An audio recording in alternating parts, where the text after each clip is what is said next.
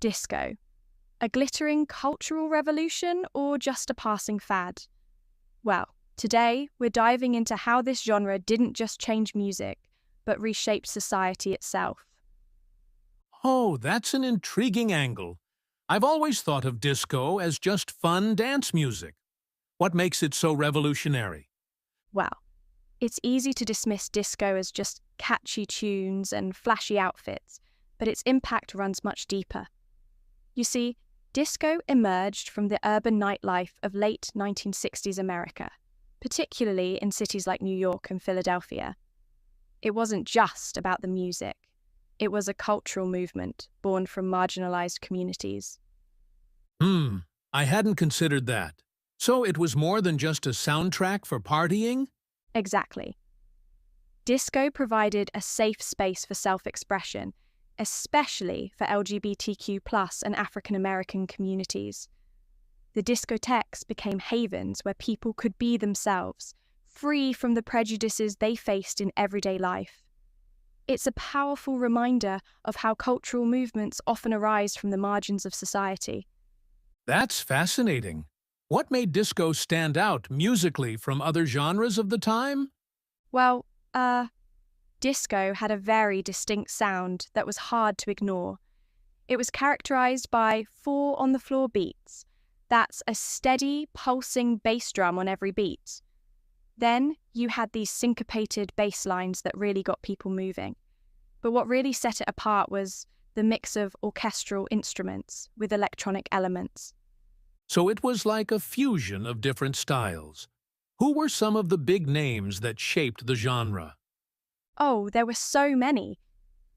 The Bee Gees, of course, became synonymous with disco, especially after their contributions to the Saturday Night Fever soundtrack. Donna Summer was often called the Queen of Disco, with hits like I Feel Love and Last Dance. And let's not forget about ABBA. While not strictly a disco group, they had several disco-influenced hits that dominated dance floors. I've always loved ABBA, but weren't there also important figures behind the scenes? Absolutely. Producers played a huge role in crafting that iconic disco sound.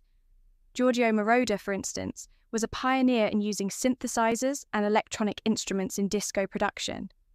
His work with Donna Summer on I Feel Love is often cited as a game changer, not just for disco, but for electronic dance music as a whole. It sounds like disco was about more than just the music. What was the fashion scene like? Oh, the fashion was everything in disco culture.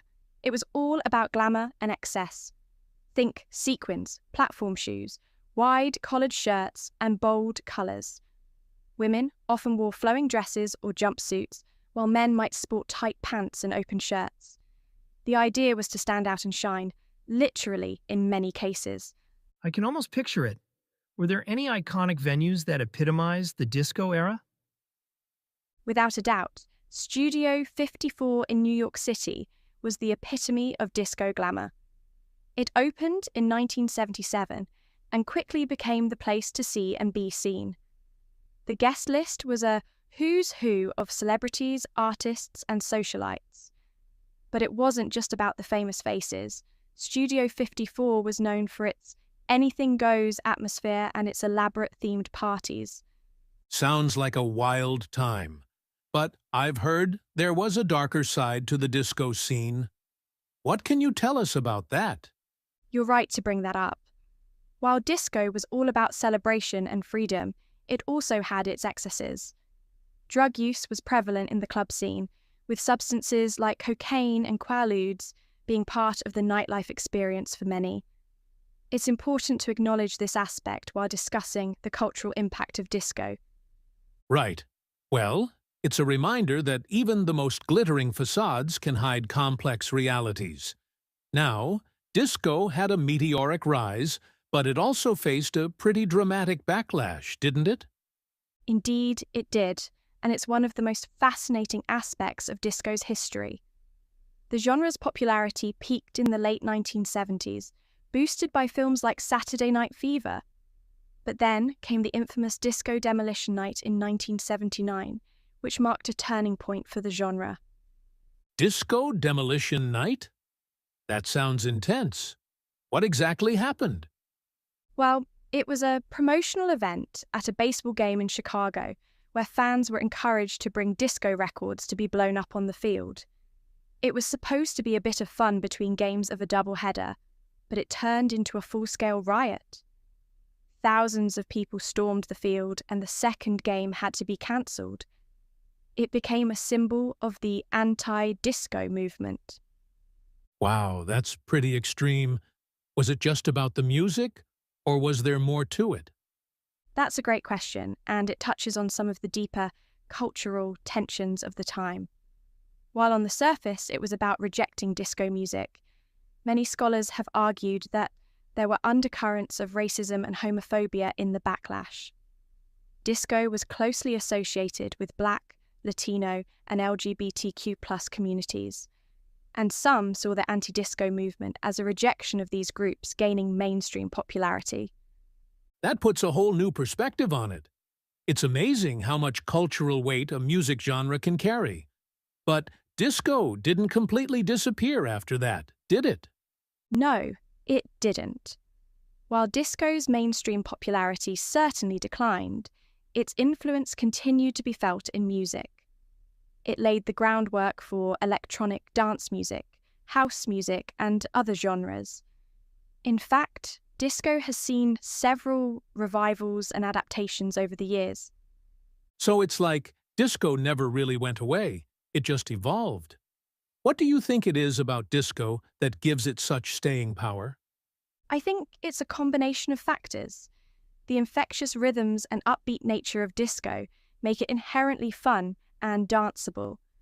But beyond that, disco represented a spirit of freedom, self-expression, and inclusivity that continues to resonate with people. It's music that celebrates joy and brings people together on the dance floor. That makes a lot of sense. Music often reflects broader social movements. How did disco fit into the cultural landscape of its time? Disco emerged during a period of significant social change. It was closely tied to the sexual revolution and various civil rights movements of the 1970s. The genre provided a soundtrack for marginalized communities to assert their identities and claim space in popular culture. In many ways, disco clubs were a microcosm of the social progress happening in the wider world. It's incredible how much cultural weight a music genre can carry. Were there any particular songs or artists that really epitomized the disco movement? Oh, absolutely. We've mentioned Donna Summer's I Feel Love, which is often cited as a game changer in disco. Its fully synthesized backing track was revolutionary at the time. Then you have songs like Chic's Le Freak, which perfectly captures the fun, danceable spirit of disco. The Bee Gees' Stayin' Alive became an anthem of the era, thanks in part to its use in Saturday Night Fever. Those are all classics. Now, we've talked about disco's rise and fall, but you mentioned earlier that it's had a few revivals. Can you tell us more about that? Sure thing. In the 1980s and 1990s, elements of disco were incorporated into house music, which many see as a direct descendant of disco. Artists like Madonna drew heavily on disco influences in hits like Vogue. Then there was the new disco movement in the early 2000s, with artists like Daft Punk bringing disco elements into electronic dance music. It's fascinating how musical styles can evolve and be reinterpreted over time. Do you think there's something about our current cultural moment that makes disco particularly appealing? That's an insightful question. I think in times of social and political tension, people often turn to music that offers joy and escapism. Disco, with its emphasis on celebration and community, might be filling that role for many listeners today.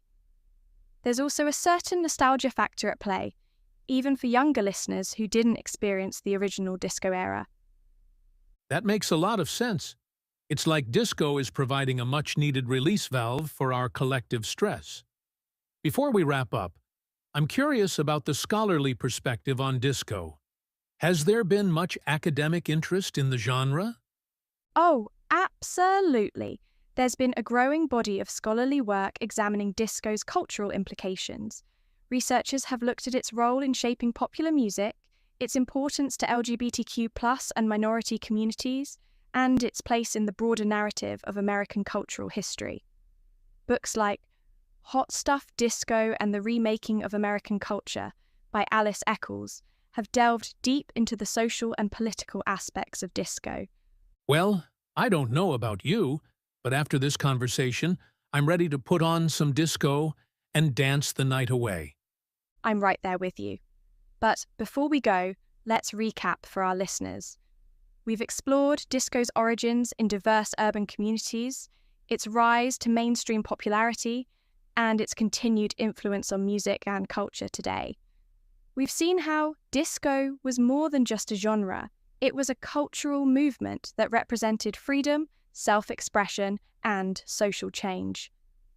And despite facing a significant backlash, disco's spirit has persevered, influencing new genres and experiencing revivals over the decades.